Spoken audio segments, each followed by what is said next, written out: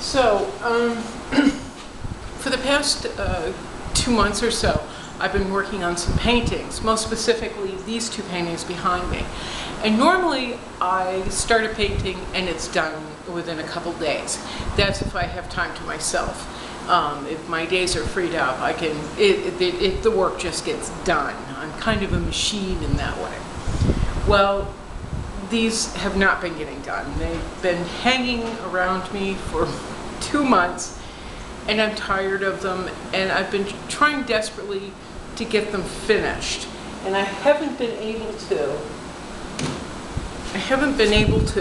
I think they're okay, but they're not okay.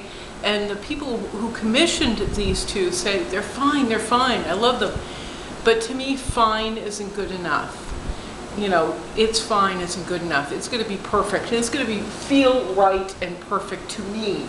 I mean, I want the people who commissioned them to be happy, of course, but I want them to feel right, and they don't feel right, or they hadn't felt right to me until actually yesterday.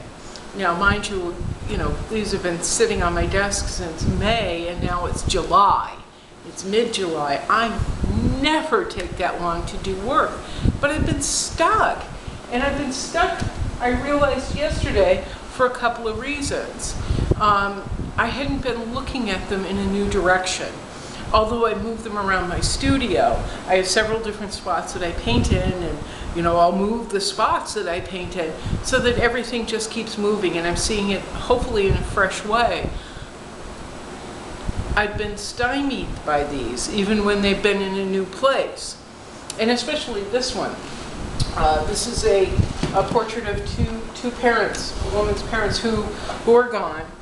And I've taken, the faces are taken from, are taken from 2 different photographs. And actually the lighting is different in each, and this is making me crazy, what I'm looking at. The lighting is different in each. So I've been trying to find a way to get them to work together and to work as one. So it looks like they were in the same photograph, like they were standing next to each other when the picture was taken. But I've been stuck, really stuck. And I kept pushing paint around her face, hoping I could find whatever it was in her. And it actually wasn't her. And I'll tell you how I found this out. I went back, Kitty's gonna talk now. I went back to, by accident, I went to one of my go-to fix-its. I look in a mirror, and I look at the painting backwards in a mirror, and I have a mirror right now that's sitting right there, so I keep looking at it, and things are making me crazy, but I'm gonna keep talking. I picked up this mirror, and I have a full-length mirror that I used. I remembered I was moving the mirrors around, and I caught a glimpse of the painting in my full-length mirror and went, "You dummy! You've wasted what limited time you have every week in fixing the wrong figure or the wrong face." So I caught the glimpse, I saw what was wrong, and it was easy for me to remedy. And now I'm obsessing. I'm looking in the mirror now, and I'm obsessing over things that need to be fixed.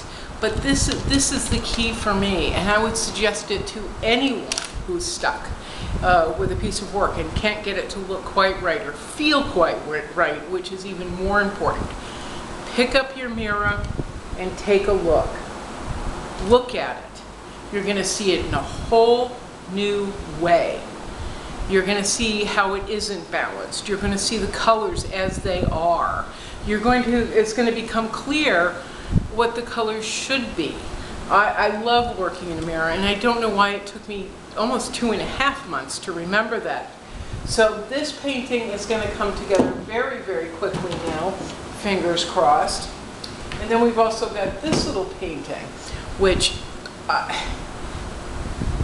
this poor little girl, her head has been up here. She's had a neck like a swan. She's looked like a 12-year-old sitting on a rocking horse for a while, then a 15-year-old. I couldn't get it right. And although she's still not right, I have lowered her head. She is more square-jawed, the way the girl looks in all of her photographs, all of her portraits. I've brought in the lapels on her jacket, so she's looking smaller. She's looking more appropriate to the size of the rocking horse that she's on, and more similar to the 4 or 5 photographs that I'm working from. And again, I saw it when I remembered to pick up my mirror and look. She has a face I'm not entirely proud of yet, but it's getting there. And it's using my rag to wipe away paint, excess paint, like over here, but the mirror to help me see the excess paint. This actually, at one point, I had fully filled with color, and it turned out to be just color on top of color. And after a while, you're just piling paint on one another, piling paint on paint. And if there is no reason to pile paint on paint, other than to keep trying to get it right, it is definitely time to wipe it down.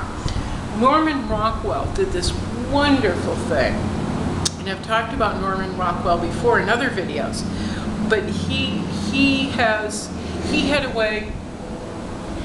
had a habit of leaving canvas blank, drawing on it with pencil to indicate what he wanted you to see, creating an illusion, but he also would pile paint on. When he wanted cotton to feel really, really white and crisp, or light to feel very, very, very light, he would pile white paint on, and just layers on layers, and then a section later there was nothing. There was almost nothing.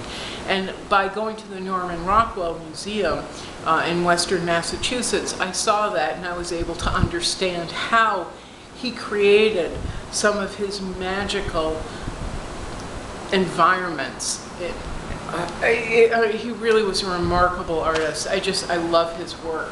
Anyway, that's where I learned to use this. That's where I learned you can use pencil, you can use oil crayon, you can use anything you want. You can use nothing at all. You can leave the canvas blank if you like in certain sections. You cannot gesso them. It doesn't really matter. That's where I learned my most lessons, was standing at the Norman Rockwell Museum. Well, anyway, by looking in the mirror, I've actually pulled out the girl's face. It feels more like her. I've been able to relax and find her proper height, find her proper weight, find the proper dimensions, just by relaxing. And it's all because of my little mirror. And that's my big lesson for the day. If you're stuck, you can't figure it out, hold it in front of a mirror and you'll see things correctly. All right, I gotta get back to work. Ciao.